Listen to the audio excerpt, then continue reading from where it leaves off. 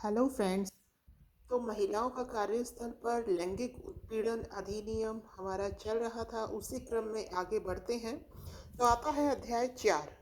अध्याय 4 में परिवाद की बात की है, मतलब कि जो परिवाद है, जो केस है, वो कैसे दायर होगा।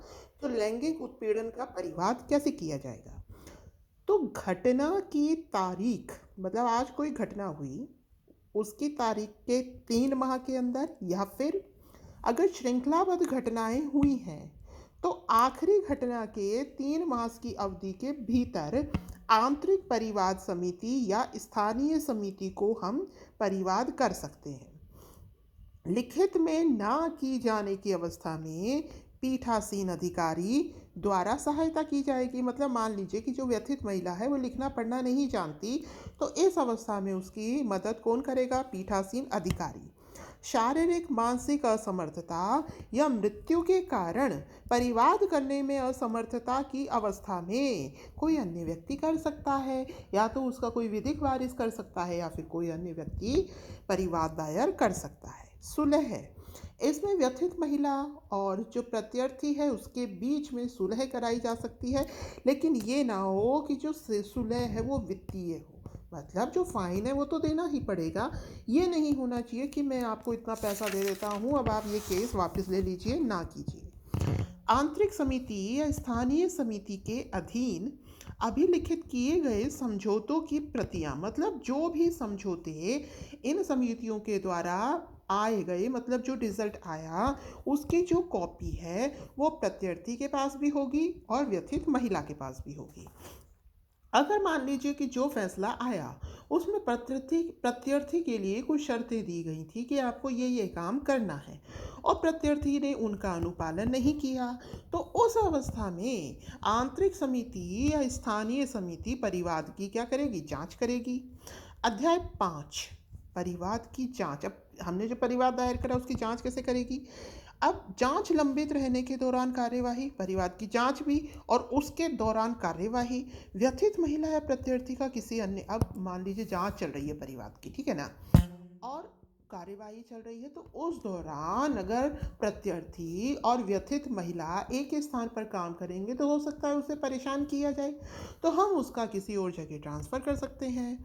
व्यथित महिला को 3 माह की अवधि तक छुट्टी भी दे सकते हैं या कोई अन्य राहत भी दे सकते हैं। जांच रिपोर्ट, आंतरिक समिति या स्थानीय समिति जांच पूरी होने पर जो रिपोर्ट है वो 10 दिन की अवधि में जिला अधिकारी को उपलब्ध करवाएगी। संबंधित पक्षकारों को भी, मतलब इन समितियों द्वारा जो जांच की रिपोर्ट आई वो जिला अधिकारी के पास तो एक रिपोर्ट जाएगी ही जाएगी, साथ में दोनों जो पार्टीज हैं, मतलब कि प्रत्यर्थी और व्यथित महिला, उनको भी दी जाएगी।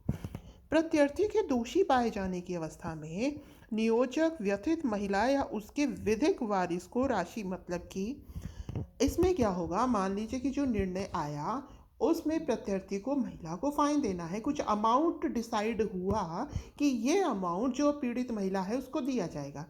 अब मान लीजिए कि महिला की मृत्यु हो गई, ठीक है, तो ये जो अमाउंट है यह उसके विधिक वारिस को दिया जाएगा। ठीक। अच्छा, अब मान लीजिए कि प्रत्यर्थी के पास इतना धन उपलब्ध नहीं है, तो क्या होगा? तो अगला केस ये भी है कि उसकी जो परिवादी है वो क्या करेगा? वो प्रत्यर्थी की आय से उसकी जो फाइन है उसकी कटौती करेगा। ठीक है। अब एक कंडीशन ये भी हो सकती है कि जो प्रत्यर्थी है उसने वो जॉब ही छोड़ दी, वो किसी और जगह चला गया, तो फिर बाद में उसको ये भी कहा जा सकता है कि आप क्या कीजिए, एक ये जो फाइन का अमाउंट है इसको जमा करा दीजिए।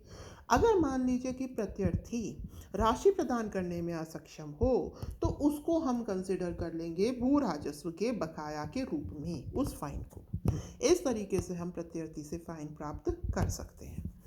अब मान लीजिए कि भाई किसी ने मिथ्या साक्ष्य दे दिए इस प्रोसीजर में, तो उसको दंड भी दिया जाएगा। अब प्रतिकर का अवधारणा, व्यथित महिला को हुए मानसिक, मतलब कि प्रतिकर कैसे करना है। तो अब मान लीजिए कि व्यथित महिला जो थी उसको मानसिक आघात पहुंचा, पीड़ा पहुंची, यातनाएं दी गई, तो उसके लिए वो डॉक्टरी इलाज कराएगी, तो उसका अमाउंट देना पड़ेगा।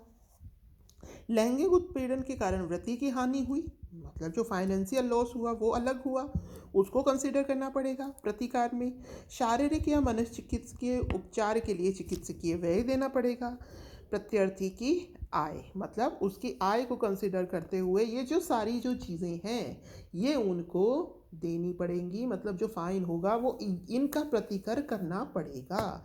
इन चीज़ों को कंसिडर करके वो फाइन दिया जाएगा।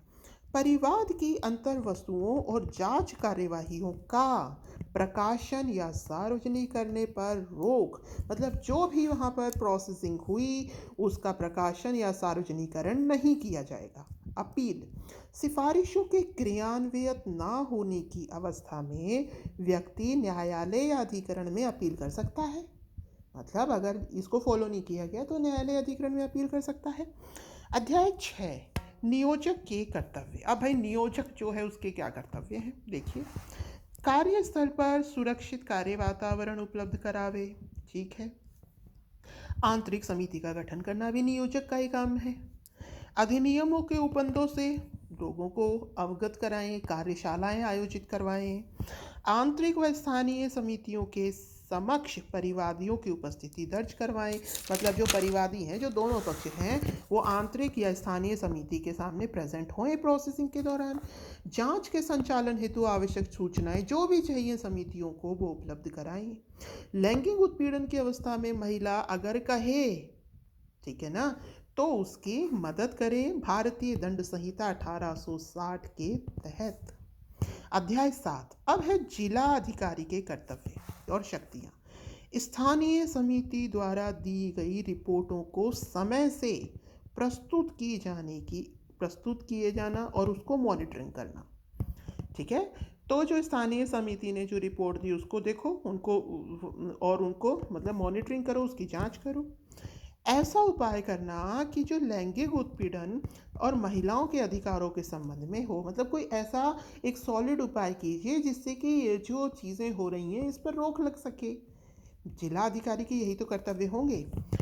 आगे है अध्याय 8, प्रकीर्ण। इसके अंदर समुचित सरकार के जो है वो बताए गए हैं और केंद्र सरकार के भी बताए गए हैं कि उनको क्या क्या करना चाहिए। तो पहले समिति की बात करते हैं कि समिति द्वारा वार्षिक रिपोर्ट प्रस्तुत की जाएगी। आंतरिक परिवार समिति हो या स्थानीय समिति हो, ये एक वार्षिक रिपोर्ट प्रस्तुत करेगी। नियोजक द्वारा रिपोर्ट में जानकारी शामिल करना। अब जो नियोजक है, मतलब जो संगठन का नियोजक था, वो इसमें सारी डिटेल शामिल करेगा। समुचित सरकार इस अधिनियम के क्रियान्वयन को मॉनिटर करेगी तथा निपटाए गए सभी मामलों से संबंधित आंकड़े रखेगी। ये समुचित सरकार का कर्तव्य है। मतलब समिति तो रखेगी ही रखेगी, उसके अलावा समुचित सरकार भी पूरी डिटेल रखेगी। अधिनियम के प्रचार के उपाय, मतलब जो अधिनियम बना है उसके प्रचार के उपाय करेगी समुचित सरकार, जिससे ज़्यादा लोगों को इसके बारे में जानकारी हो। क्योंकि हमारे देश में कई केस तो इसलिए नहीं हो पाते हैं क्योंकि लोगों को इसकी जानकारी ही नहीं होती है। तो ये कर्तव्य भी किसका है? समुचित सरकार का। सूचना मांगने और अभिलेखों के निरीक्षण करने की शक्ति, ठीक है। सूचना मांग सकती है, अभिलेखों का निरीक्षण कर सकती है।